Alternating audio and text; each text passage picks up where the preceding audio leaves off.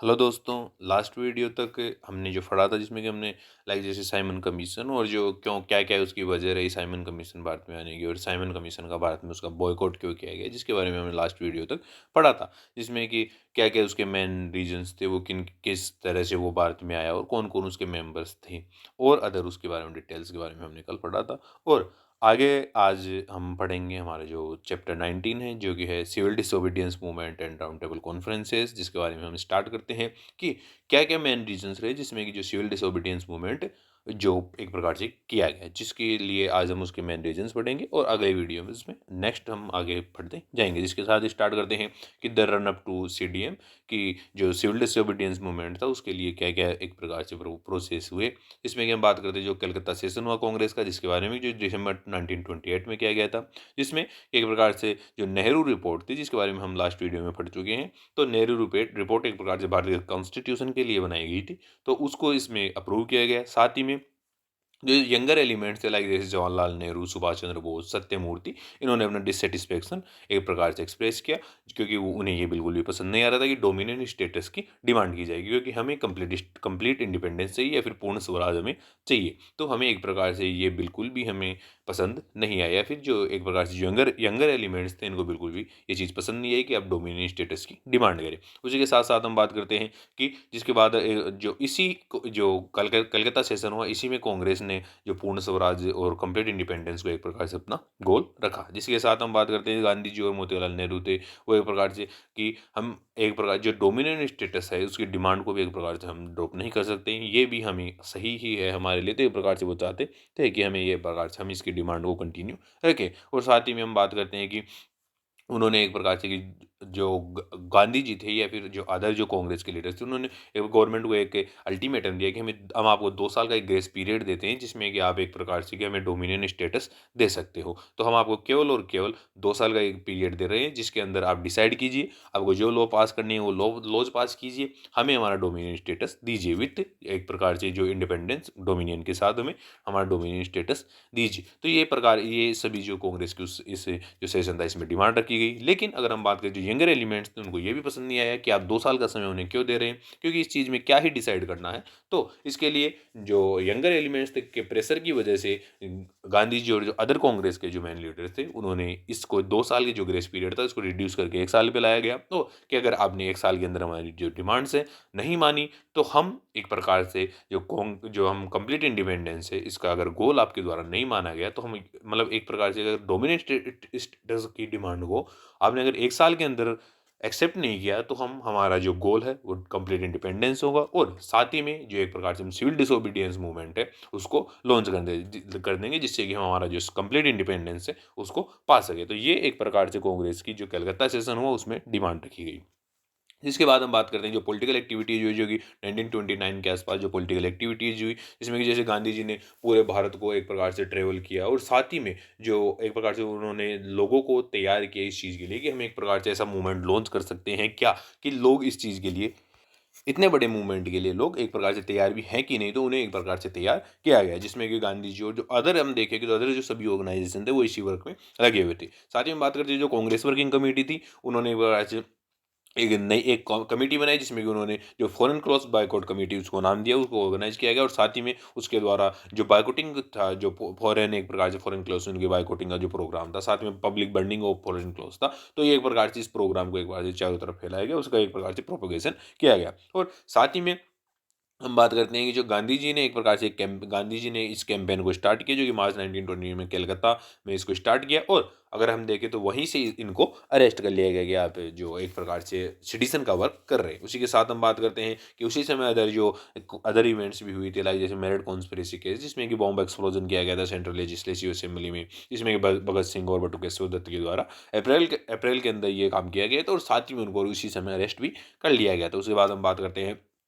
कि उनको एक प्रकार से फिर 19 अगर हम बात करते हैं 19 आगे ना आगे जाके उनको 23 मार्च 1931 को उनको एक प्रकार से फांसी भी दे दी गई थी। इसी के बाद हम बात करते हैं कि जो अगर हम देखें तो उस समय इंग्लैंड के अंदर भी काफ़ी ज़्यादा बदलाव हो रहे थे, या फिर इंग्लैंड की गवर्नमेंट के अंदर काफ़ी ज़्यादा बदलाव हो रहे थे। वहाँ पे जो एक प्रकार से माइनॉरिटी लेबर गवर्नमेंट थी वो वहाँ पे आई थी, जिसके प्राइम मिनिस्टर एक प्रकार से रैमसे मैकडोनाल्ड थे, जो कि मई के अंदर वहाँ पे मई 1928 के अंदर वहाँ की गवर्नमेंट चेंज हो गई थी। और साथ में अगर हम देखें वहाँ पे secretary of state for India भी चेंज हो चुके थे, वो थे वेजवुड बेनू, जिनको अब एक प्रकार से अगर हम देखें तो एक प्रकार से ये लिबरल लोग थे।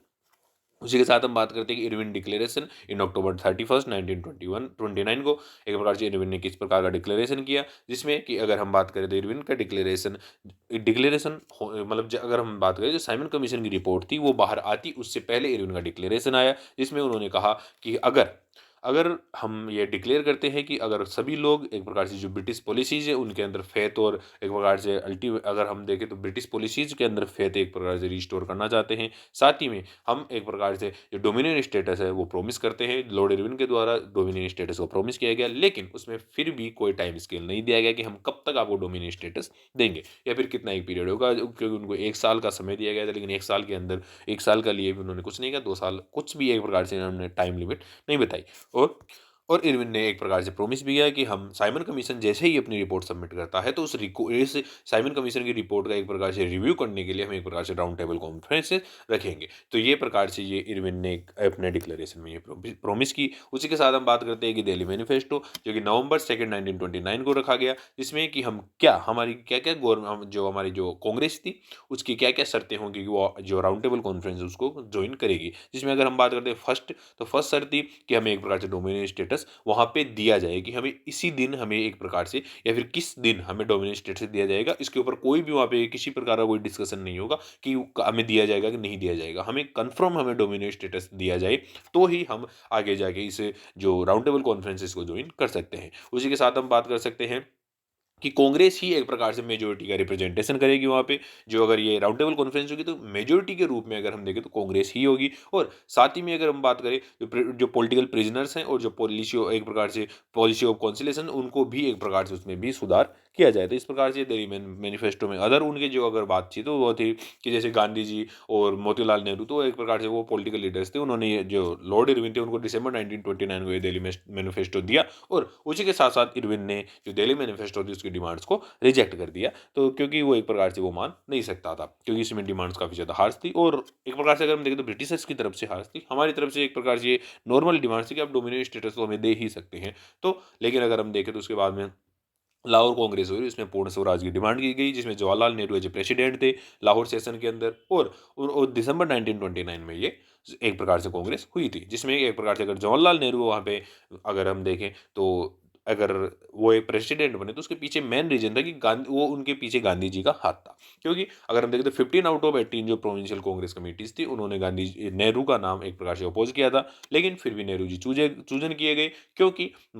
क्योंकि गांधी जी का उनके साथ हाथ था, या फिर गांधी जी उनके साथ थे। तो इस वजह से जो नेहरू जी थे उनको एक प्रकार से सिलेक्ट किया गया। और नेहरू जी ने अपने जो प्रेसिडेंशियल एड्रेस हुआ उसमें उन्होंने कहा कि हम अब एक ओपन कॉन्स्पिरेसी के साथ हैं। अब सभी जो हम हमारी जो कंट्री है इसको फ्री कराने के लिए एक ओपन कॉन्स्पिरेसी में जो फॉरेन रूल चल रहा है उसको हम यहाँ से निकाल फेंकेंगे। और साथ ही में जो सभी कॉमरेड्स हैं या फिर सभी जो लोग हैं, सभी जो कंट्रीमैन्स है कंट्रीवुमेन्स है, सभी को एक प्रकार से हम इन्वाइट करते हैं कि आप इस ओपन कॉन्स्पिरेसी में भाग लीजिए और हमें सपोर्ट कीजिए कि हम हमारे देश को पूर्ण स्वराज दिला सके या फिर हम हमारे देश को कंप्लीट इंडिपेंडेंस दिला सके। तो ये जवाहरलाल नेहरू ने अपने प्रेसिडेंशियल एड्रेस में कहा। जिसके बाद हम बात करते हैं इसमें और अदर डिसीजन भी किए गए, जिसमें उन्होंने कहा कि अगर हमारी जो दिल्ली मैनिफेस्टो की डिमांड्स नहीं मानी गई, उन्होंने इनको रिजेक्ट कर दिया, तो हम राउंड टेबल कॉन्फ्रेंस को बायकॉट करते हैं। साथ ही में हमें एक प्रकार से कंप्लीट इंडिपेंडेंस ही अब से जो इंडियन नेशनल कांग्रेस है उसका एक प्रकार से एम होगा। अगर हम मेन एम देंगे तो कंप्लीट इंडिपेंडेंस होगा, ना ही किसी प्रकार का डोमिनियन स्टेटस होगा। और साथ ही में अगर हम बात करें जो कांग्रेस वर्किंग कमेटी थी उन्होंने एक प्रकार से सिविल डिसोबीडियंस मूवमेंट को एक प्रकार से लॉन्च करने के लिए तैयार हो गए। और साथ ही में उन्होंने इसके अंदर साथ नॉन पेमेंट ऑफ टैक्स कांग्रेसेस और ऑल मेंबर्स ऑफ लेजिस्लेचर्स थे, वो जो भी मेंबर्स लेजिस्लेचर्स के अंदर थे, सेलेक्ट हो गए थे, फिर इलेक्ट हो गए थे, तो उनको रिजाइन अपनी सीट से करना होगा। और उसी के साथ उन्होंने 26 जनवरी 1930 को फर्स्ट इंडिपेंडेंस डे बनाया, या फिर फर्स्ट स्वराज डे बनाया, जिसको हर साल फिर बनाने लगा। और अगर हम देखें तो हर जगह पूरे भारत के अंदर इसको एक प्रकार से फर्स्ट इंडिपेंडेंस डे बनाया गया। तो यही अगर हम मेन रीजन दे तो देखें तो आज हमारा जो रिपब्लिक डे भी अगर 26 जनवरी को बनाया जाता है, तो उसका मेन वजह भी यही है, क्योंकि हमारा ये फर्स्ट स्वराज डे था, जिस वजह से एक प्रकार से अगर हम देखें तो फर्स्ट इंडिपेंडेंस डे होने की वजह से इसको एक प्रकार से रिपब्लिक डे के रूप में बाद में बनाया गया। जिसके बाद हम बात करते हैं दिसंबर 31 1929 को रावी नदी के निकट एक प्रकार से जो ट्राई कलर फ्लैग था हमारा, उसको एक प्रकार से होस्टेड किया गया, फिर उसे वहाँ पे फहराया गया। साथ ही में जो जवाहरलाल नेहरू थे, उन्होंने एक प्रकार से स्लोगन भी दिया, इंकलाब जिंदाबाद, कि अब हमारा देश हमारे लिए होगा। तो ये एक प्रकार से रावी नदी के तट पर किया गया। और उसी के साथ साथ फर्स्ट अगर हम देखें तो हमारा जो खुद का फ्लैग था, हमारे नेशनल फ्लैग था ट्राई कलर फ्लैग, उसको वहाँ पे होस्ट किया गया था। इसके बाद हम बात करते हैं कि जो इंडिपेंडेंस प्लेस थी वो जनवरी 26 1930 को की गई। तो उसमें क्या क्या ऐसी कारण थी और क्या क्या ऐसी वजह थी, तो पब्लिक मीटिंग से थी वो, पूरे भारत के अंदर पब्लिक मीटिंग्स ऑर्गेनाइज की गई। और साथ ही में अगर हम देखें तो इंडियन इंडिपेंडेंस प्लेस थी, या फिर जो हमारी आज़ादी की एक प्रकार से अगर हम देखें तो आज़ादी की अगर जो आज़ादी के बारे में जो भी प्रार्थना लिखी गई थी, उसको लोकल लैंग्वेज के अंदर, हर जगह लोकल लैंग्वेज के अंदर वहाँ पे पढ़ा गया। और साथ ही में जो हमारा नेशनल फ्लैग था, जो ट्राई कलर फ्लैग था, उसको वहाँ पे पहनाया गया। और उसी के साथ हम बात करते हैं जो एक प्रकार से अगर हम देखें तो जो एक प्लेस थी हमारी, जो इंडिपेंडेंस प्लेस थी, वो गांधी जी के द्वारा इसको एक प्रकार से ड्राफ्ट किया गया था। जिसमें अगर हम देखें तो इसके क्या क्या मेन पॉइंट्स थे, तो इसमें थे कि इंडिया को आप बिल्कुल भी एक प्रकार से उनकी फ्रीडम से आप डिनाई नहीं कर सकते हैं। इंडिया का एक प्रकार से इनएलिएनेबल राइट है, जिसको आप छीन नहीं सकते हैं। तो Indians R India for Indians, एक प्रकार से इंडियंस हमेशा अपने राइट के लिए हैं। तो इसके बाद हम बात करते हैं कि जो उसके सेकंड जिसकी मैन क्या थी, तो ब्रिटिश गवर्नमेंट थी, उन्होंने कि ब्रिटिश गवर्नमेंट ने केवल भारत को या फिर भारतीयों को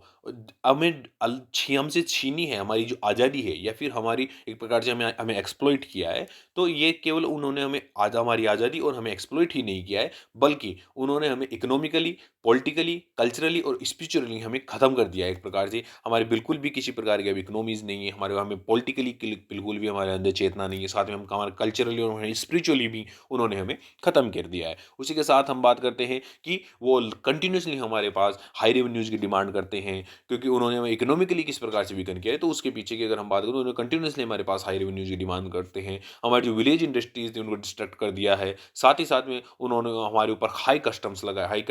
कस्टम ड्यूटीज़ और करेंसी और एक्सचेंज रेट भी काफ़ी ज़्यादा मैनिपुलेट की जाती हैं। तो इस वजह से हमें काफ़ी ज़्यादा इकोनॉमिकली वीक हो चुके हैं। और उसी के साथ अगर हम बात करें तो उन्होंने पॉलिटिकली हमें किस प्रकार से वीक किया है, तो उसके पीछे वजह कि उन्होंने हमें किसी भी प्रकार का कोई भी रियल पॉलिटिकल पावर उनके द्वारा नहीं दिया गया है। उसी के साथ हम बात करते हैं कि उन्होंने हमारे एजुकेशन के सिस्टम को बिल्कुल चेंज कर दिया है, और वो केवल अपने प्रॉफिट के लिए उन्होंने हमारे एजुकेशन के सिस्टम को चेंज करके हमें कल्चरली भी काफ़ी ज़्यादा वीक कर दिया है। क्योंकि हम अब वो यहाँ पे मॉडर्न एजुकेशन चलाते हैं, और मॉडर्न एजुकेशन हमें बढ़ावा देती है कि एक प्रकार से जो इंग्लिश एजुकेशन है उसके ऊपर जाने के लिए हमारी जो एजुकेशन थी, हमारी जो गुरुकुल की एजुकेशन थी, उसके ऊपर बिल्कुल भी हमारे एक प्रकार से अगर हम देखें तो उन्होंने हमें दूर कर दिया है। क्योंकि अब लोग कल्चरली काफ़ी ज़्यादा अपने कल्चर से दूर हो गए। इसी के साथ हम बात करते हैं कि जो कंपलसरी डिसआर्मामेंट हुआ, या फिर एक प्रकार से जो हमारी अगर हम देखें तो हमारी जो पुश्तैनी या फिर हमारी जो काफ़ी पुरानी आदतें थी, जिसमें कि हम हमारे पास आर्म्स रखा करते थे, हमारे पास हथियार रखा करते थे, लेकिन जो एक ब्रिटिश गवर्नमेंट के काफ़ी लॉज है, उसकी वजह से हमें हमारे साथ कंपलसरी डिसआर्मामेंट किया गया कि आपको बिल्कुल आप आर्म्स नहीं रख सकते हैं। तो ये एक प्रकार से हमें स्पिरिचुअली भी हमें वीक कर दिया गया। क्योंकि अगर हम देखें तो कई कम्युनिटीज़ है, उनके पास हथियार रखना उनका एक प्रकार से पैसा नहीं था, बल्कि उनके एक प्रकार से उनकी एक हैबिट थी, जो कि उन्होंने उनको दूर कर दिया है। तो हमें स्पिरिचुअली भी काफ़ी ज़्यादा डिफेक्ट कर दिया है। और उसी के साथ हम बात करते हैं कि जो एक प्रकार से इन्होंने एक प्रकार से जो